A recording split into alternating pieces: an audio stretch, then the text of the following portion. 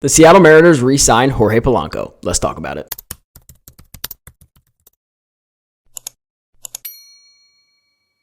Sorry guys, it has been a little while since posting a video. I have not posted since the Donovan Solano signing, but we are back because the Mariners have finally made a move and they have re-signed second baseman / third baseman Jorge Polanco. Ken Rosenthal posted this tweet yesterday saying free agent infielder Jorge Polanco is in agreement with the Seattle Mariners pending physicals. Sources tell me and Chandler Rome had been Astros target. Mariners acquired him from the Twins last January. Now, one thing that's very interesting is he posted right below that tweet saying Mariners plan is to play Polanco at third base, source says. So we'll get into that a little bit later in the video, but as you can also see, here's some clarity kind of on his contract. Is the Polanco is a 1-year contract for $7.75 million plus up to $3.5 million in incentives.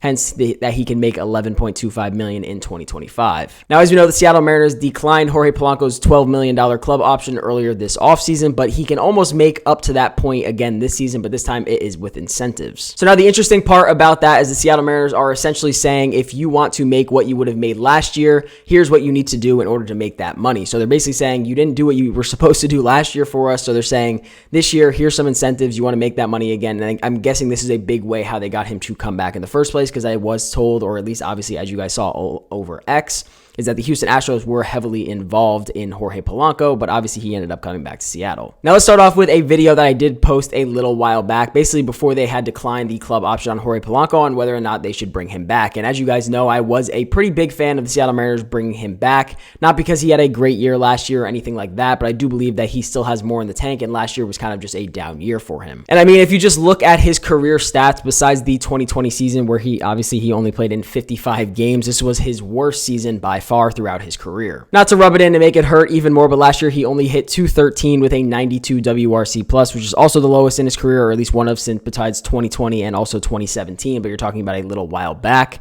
and he only had a .3 WAR last year. But the one thing I must say is that he did still have pretty good power, and I honestly didn't realize it until I did a little bit more digging yesterday. I only thought he had like 10 to 12 home runs last year, but he actually had 16 home runs as well as 45 RBIs. So I definitely think he can do even more, especially now that he is hopefully, knock on wood, going to be coming back healthy. Now, we do know that back on October 10th that Jorge Polanco did end up getting knee surgery, aka surgery to repair the patellar tendon in his left knee. So for any doctors out there who know what that means, for sure, I just don't. But I definitely think that that is something that if he can come back healthy to start the season, and he was lingering kind of through that all of last year, and he still put up decent numbers offensively. Obviously, the power was still there for the most part, but obviously his average dropped. So hopefully him coming back a little bit healthy can maybe improve his defense as well as his offense. Now, I have not seen anything saying that Jorge Polanco will not be ready to go by opening day. I'd be very surprised if he would be, to be honest, because I know a surgery like that takes a little bit of time to recover.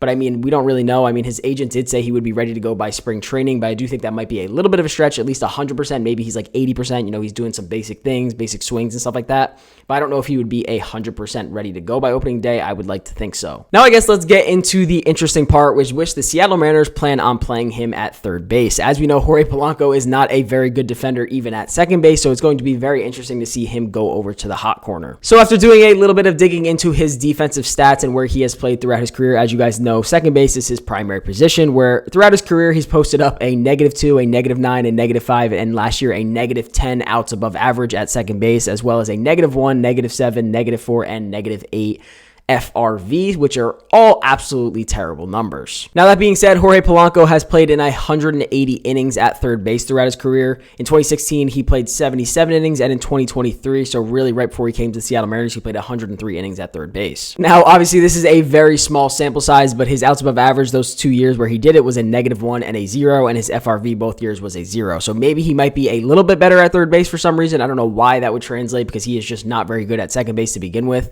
So I don't know how that would translate, but I do think with Perry Hill obviously being there and there's just him being healthier, getting more reps over there, I think he will be fine. But I had a feeling that the answer to this question of whether the Seattle Mariners even had a chance to bring Jorge Polanco back was maybe sitting right in front of us in the first place, because as we know, the offseason for the Seattle Mariners has been very disappointing. Donovan Solano is a nice pickup, but again, nothing that really moves the needle too much. And bringing Jorge Polanco back, like I said, I am a fan of it. I'm willing to take another shot on him. If you look at his career numbers, the guy he's been an all-star before. He's been a very good player throughout his career. I just think last year with the health issues, and also the transition to T-Mobile, which we know is not very easy. I think he is due to kind of have a bounce back, prove it year where he comes back and kind of revives his career a little bit. I do think that is very possible from him, especially from an offensive perspective. So Adam Jude yesterday put up a tweet kind of putting the lineup together, basically what it would look like now if opening day were tomorrow, unless the Mariners have something up their sleeve for second base, or they're really just going to run Dylan Moore and Ryan Bliss at a platoon over there, which I'm sort of okay with. I do think that it's about time they make a decent, or if not a big deal at some point, or a big trade, something going on. But again, they're not really linked to anything major. But this is kind of what the Mariners' potential lineup would look like going into opening day. So you'd have Victor Robles leading off, Julio second, Cal third, Randy Arozarena fourth, Luke Raley fifth playing first base, Solano, Garver, or the Mitches at DH, Jorge Polanco third base, Dylan Moore, and then JP Crawford. So now if you look at this lineup on paper, you do not sit there and be like, wow, this is an absolutely terrible lineup. You know, they're going to win 50 games, blah, blah, blah, blah, blah. This lineup is pretty decent. It's not a bad lineup at all, especially your first five based on what we know last year. Luke Raley can do what he did last year. Randy Arozarena can maybe bounce back a little bit. Cal, Julio. Julio obviously needs to kind of be, top 10 in the MVP voting this year. That would be great. It's really something the Seattle Mariners need. But I think you add Donovan Solano to that lineup, who is a very good bat-to-ball hitter, hitting sixth. I think that is pretty solid.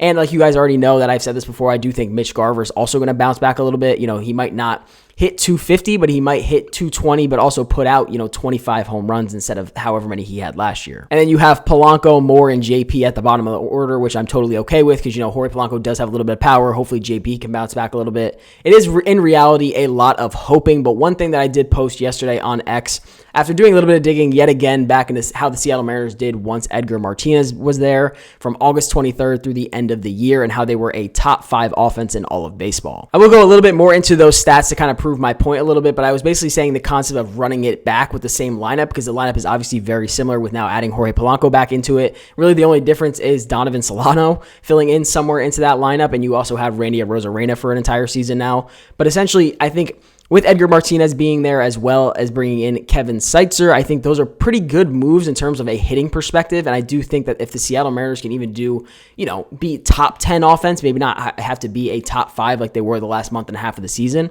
but if they're a top 10, top 15 offense for the entire year, this team is a playoff team without a doubt. I mean, just listen to these numbers from when Edgar Martinez was the hitting coach, like I said, on August 23rd through the end of the year. They were 4th in F-WAR with an 8.5 F-WAR as an offensive team. And the next best behind them was the Phillies with a 6.4. That is a 2.1 WAR difference from the team that was behind them. They hit 255 as a team. They had a 125 WRC plus, a 23.7% K rate, which as a team is pretty good compared to what we knew, what was majority of last year at a 29%, almost 30% all of last year until Edgar came in.